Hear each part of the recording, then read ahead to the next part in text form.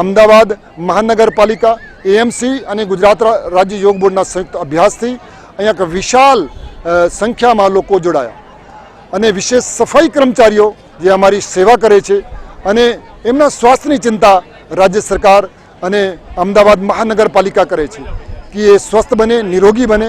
સફાઈ કર્મચારી જ્યારે સફાઈ કરતો હોય તો સ્વાભાવિક છે કે એના અંદર ડસ્ટના ને પ્રોડક્શન માટે શું કરી શકે, એમની ઇમ્યુનિટીને કેવી રીતે બૂસ્ટ કરી શકે, કમર દર્દથી ડાયાબિટીસના બચાવવા માટે શું કરવું જોઈએ, એના માટે વિશેષ આસનો બતાવ્યા છે જેથી સફાઈ કર્મચારીઓ સ્વસ્થ રહે, નિરોગી રહે અને બીમારીઓથી મુક્ત થાય। તો એવા જ 12 કાર્યક્રમનું અમે એક આયોજન કર્યું છે।